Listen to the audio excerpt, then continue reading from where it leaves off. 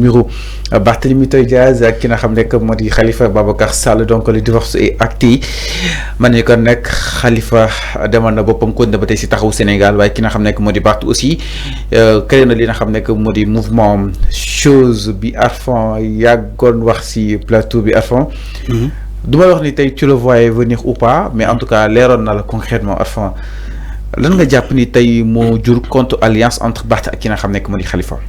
Oui mais loolu la li ma daa nee naa la émission yi ma def ak yow boo ko andiyaatee tey day nekk actualité wax naa ko fii je crois Pape Mor Demb nee naa ko pourtant lii nii li presse bi di relaté tey man def naa ci ay émission ak Fallou mën na andi émission bi day nekk actualité parce que wax naa leen il faut s'attendre à ce que Barthélémy Diaz crée son propre mouvement parce que il a divorcé de Khalifa Sall bien avant. Barthélémy Diaz avait donné des indices pour Sénégalais xam ni que moom ak Khalifa ça ne va pas mais Sénégalais ñoo bëggul dégg. Barth ne mënut a comprendre lu toll ni campagne électorale. mais loolu la àndul ak moom si région yi. pourtant wax naa la fii nga ne ma non yow gis nga Khalifa Sall foofu ma ne la déedéet. Fallou yow mës nga gis ma ne la Fallou yow mës nga gis Yewwi Askan nu mu tudd sàmm sa kaddu. ma ne la Fallou mës nga gis sàmm sa kaddu fu mu taxawee nga gis fa Khalifa Sall nga ne ma noo ñëwoon na ci ban conférence ma ne la Fallou il faut arrêter Khalifa du dem ci instance yooyu demul ci sàmm ak sa kaddu jàppalewu leen de près ni de loin il les a laissés seuls parce que il n'épouse pas la méthode Khalifa n'est pas d'accord avec la méthode sàmm sa kaddu il n'est pas d'accord wax naa la ko fi. Donc loolu moko tam ba Barthélémy Diaz bu mu amé ay tolof d'abord ci son poste de député à l'Assemblée nationale dafa japp ni que Khalifa Sall daf ko sétane Barthélémy Diaz non la japp parce que il n'a pas bénéficié du soutien de Khalifa Sall. Alors mu joggé fofu ñëw ci mairie de Dakar may ma daal mu joggé fofu Barthélémy Diaz joggé fofu mu ñëw ci son problème à la mairie de Dakar. Khalifa Sall ci la doog a bind depuis Paris depuis France Khalifa bind même si c'est normal si si France bu xut la ko waxee. oui France non moom dafa dégg français nag. mën nga ma génne poste bi. Khalifa nag dafa dégg français. Il a dit si le fait de concourir à la loi. Khalifa est d'accord ni que ils ont concouru à la loi pour déchoir Barthélémy Diaz de la mairie de Dakar. Il n'a pas exclu le fait de la loi, mais il a dit plutôt le régime actuel warna doxal élégance. Khalifa loolu la wax. Ben texte le bind bu ndaw après ça y est c'est fini. Loolu ça n'a pas plu à Barthélémy Diaz. Loolu japp Barthélémy Diaz neexu ko. Il aurait attendu Khalifa Sall ci wetam mu ñu def ay points de presse comme d'habitude mais Khalifa ñëwul. Il aurait attendu un live de Khalifa Sall. Khalifa Sall depuis Paris mu def live dénoncer lolu mais Khalifa deful lolu Khalifa dafa bind kese. Il aurait attendu ñom Abambay les Abambay là ñu soutenir ko tout ça là gisso Abambay day dem ci émission mu ne Barthélémy Diaz il doit se guérir de sa colère contre Sonko. Il doit se guérir de sa colère contre Sonko. Abambay lola doon wax ci ay émission. Tu crois que lolu neex na Barthélémy Diaz neexu ko.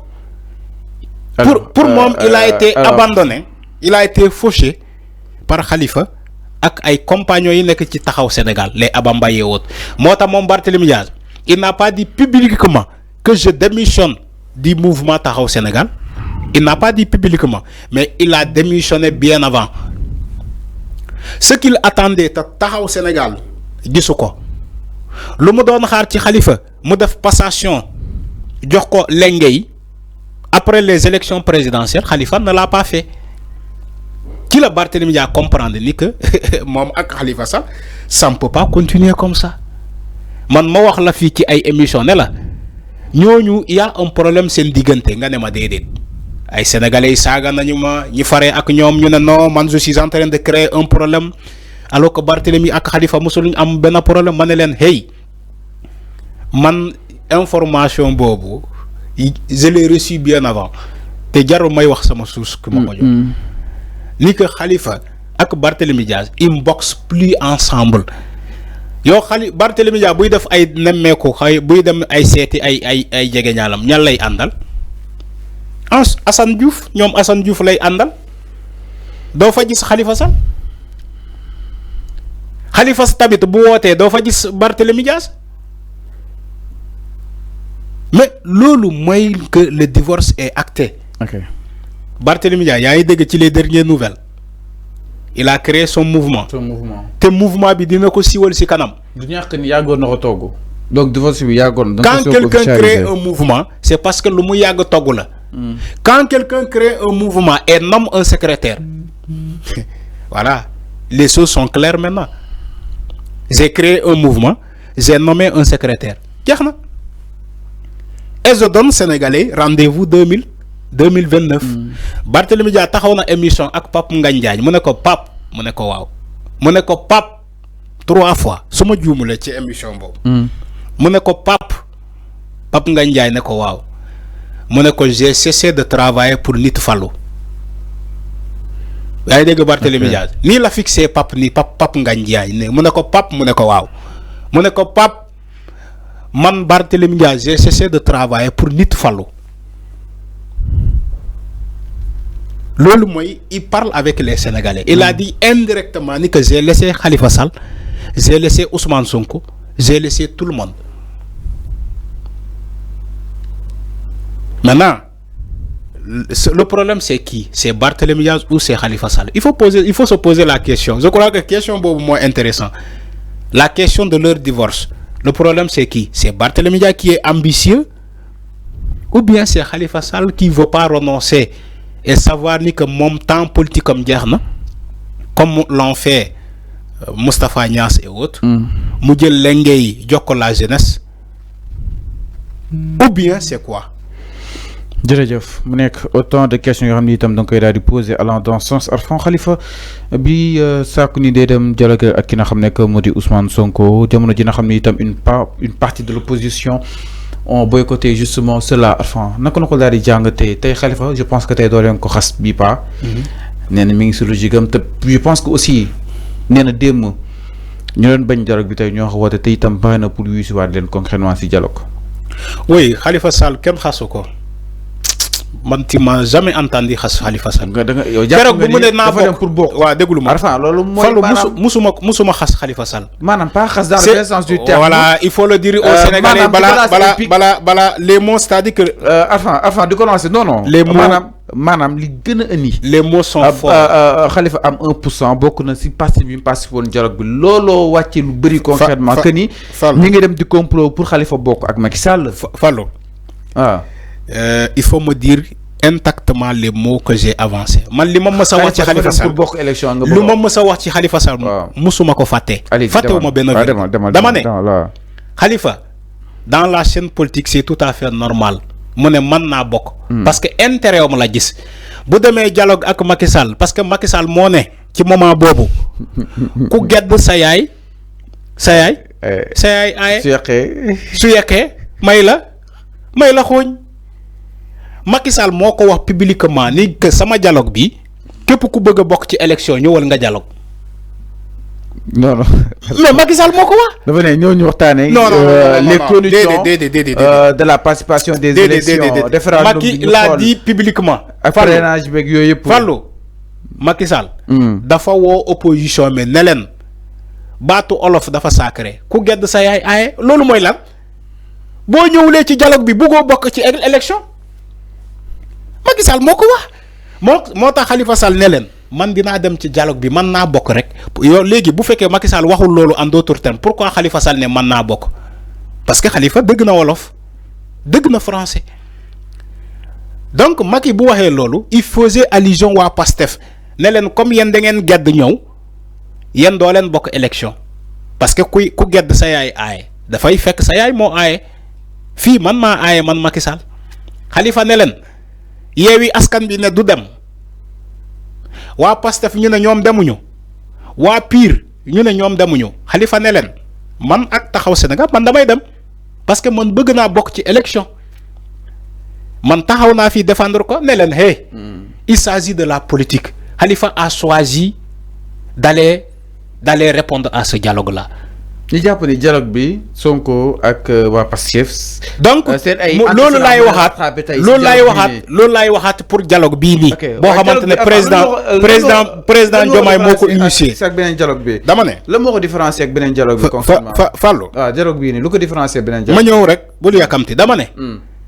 waxtaan réew mi la. waaw li ma élection yeeg tolluwaay bi. dama ne. les conditions d'une participation yooyu yëpp ci la bokk. déedéet c'est pas des conditions de participation. On n'est pas dans une période préélectorale. ah mais avant tax ñuy woote. dialogue bu ñuy woote pour réformer. waaw il faut réformer beaucoup de choses. waxtaan voilà. élection yi parti politique yi. kon xanaa liiroo kon. non si les termes de référence. damay. non je te renvoie à ce que nga xool terme de référence. Fallou j'ai vu les thèmes de référence. waxuma ni que dañuy woote pour dialogue bi. dañu ne kaay leen ñu waxtaan ci des points. Sur des points. Points là lay wax pour nga xool ko. Amadou Ba a dit. Le Pastef. Je l'ai écouté xam nga Fallou avec yow moom il faut nga andi kii nii parce que yow tu es un manipulateur. Non même pas. Amadou Ba a dit le dialogue politique du 28 mai crée de vives tensions au Sénégal. Avec une opposition divisée entre boycott et participation.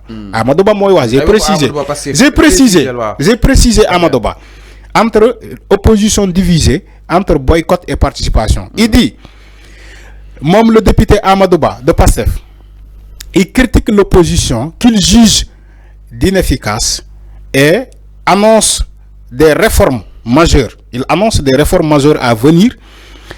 Ces réformes incluront donc de nouvelles règles sur les partis politiques. Il dit même les partis politiques, le code électoral et régulation des élections. La régulation des élections. C'est ce qu'il a dit à Amadou Ba. C'est des réformes. Il s'agit de discuter sur ça. Maintenant, si tu es un opposant... Enfin, non. Comme dans le pouvoir opposition, oui. De lire Amadou Ba du pouvoir concrètement. Oui. Donc, ce n'est que li nga bëgg analyser. Il y a lire un opposant. Il n'y a pas la neutralité. Bàyyi me lire un opposant. OK. Parce qu'on est là à damay lire Rose Wardini. Waaw Rose Wardini bëggoon a bokk ci élection présidentielle yi passé. yaa ngi fàttaliku moom la ñu retiré woon. c'est-à-dire dañoo bëgg nga lire Thierno Alassane. ma ñëw moom la ñu retiré woon. dinaa ñëw bul yàkkamti. moom la ñu retiré woon candidature am supposé double nationalité. moom Rose Wardini lan la wax nee ne nous sommes un mouvement citoyen indépendant. Le peuple a élu le président actuel. Nous le soutenons parce qu'il travaille pour la rupture et nous allons répondre au dialogue. ma ñëw ci Omar Sarr Dagana waa Benno Bokk Yaakaar la ba tey. Omar Sarr xam nga Omar Sarr Dagana. Omar Sarr a dit nous irons à ce dialogue pour parler et discuter du pays. Fin de citation. Omar Sarr loolu la wax. Alors toi tu parles de Thierno Alassane Sall. xamaana moom Fallou en tant que manipulateur moom Thierno Alassane Sall moo ko intéressé. Non même pas c'est-à-dire. voilà léegi. yow toogal rek. toogal ma jox la Thierno Alassane Sall. C'est-à-dire il y a des figures emblématiques dans l'opposition. Thierno Alassane Sall y fait partie concrètement.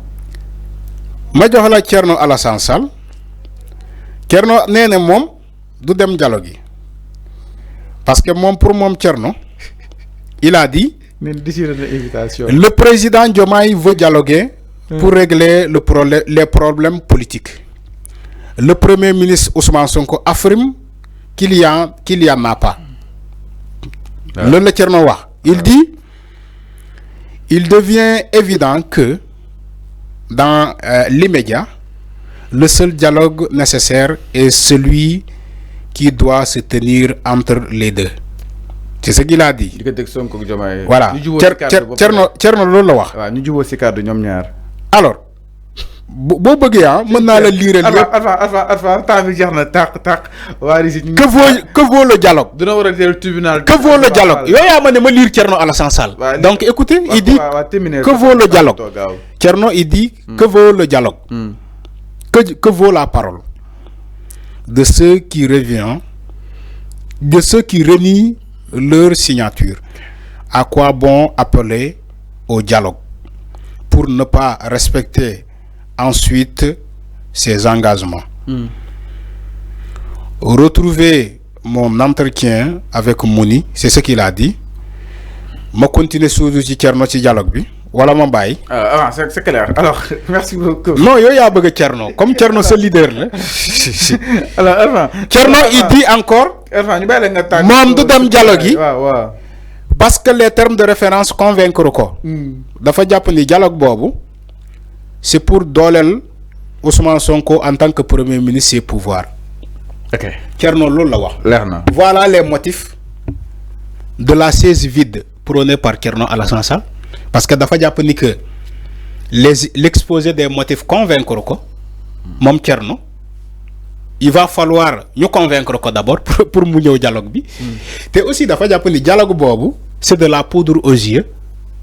Ousmane Sonko la ñu bëgg dolel ses pouvoirs. Alors que dans l'exposé des motifs de ce dialogue, il est question de parler des partis politiques, il est question de parler de la régulation des élections, de changer le code électoral, sur une consensus des assises nationales. Yo Thierno nga ne doo dem. Après les autres vont décider pour toi. Tu seras le grand perdant. Merci beaucoup Arfan. Il sera le grand perdant. Et voilà, mesdames et messieurs, c'en est tout pour aujourd'hui.